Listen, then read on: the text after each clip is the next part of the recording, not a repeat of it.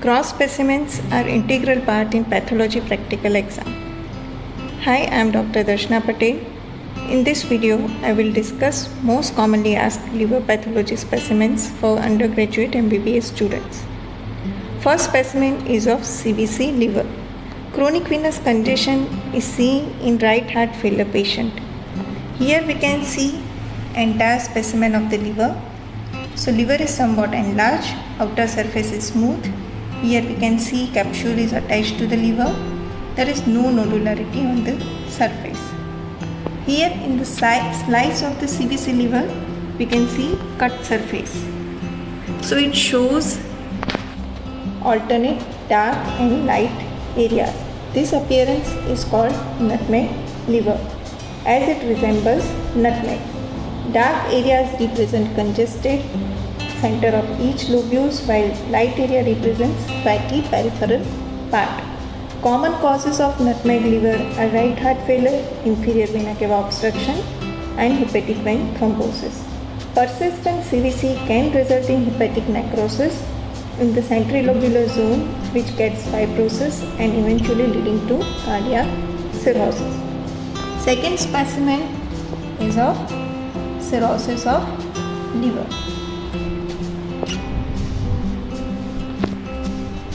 Ongoing liver damage due to any cause results in liver cell necrosis followed by fibrosis and hepatocyte regeneration and ultimately results in cirrhosis. The process of cirrhosis develops over many years. Here in this specimen, you can see the entire liver and gallbladder. Size is reduced, so in initial stage, liver gets enlarged followed by decrease in size. Liver is firm and nodular due to fibrosis and scarring. We can see surface of the liver is nodular. Depending on the size of the nodule, it can be classified in micronodular cirrhosis, macronodular cirrhosis, or mixed. Nodules seen here are larger than 3 mm and hence this is specimen of macronodular cirrhosis. Viral hepatitis like hepatitis B and C, Wilson's disease, and cirrhosis due to alpha-1 antitrypsin deficiency are examples of macronodular cirrhosis. This is slice of the cirrhotic liver, and here you can see cut surface. In cut surface, size of the nodules are less than 3 mm or up to 3 mm. So this is specimen of micronodular cirrhosis.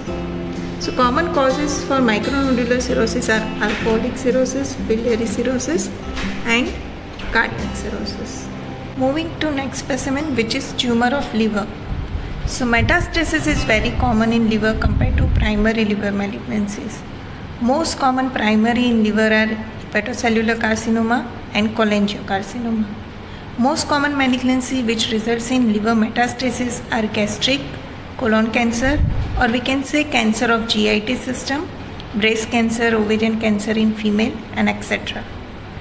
Metastases are usually multiple. They have necrotic tumor center and are not associated with cirrhosis of adjacent liver. Liver primary can produce single large mass. It can be multifocal with multiple nodules or infiltrative in nature.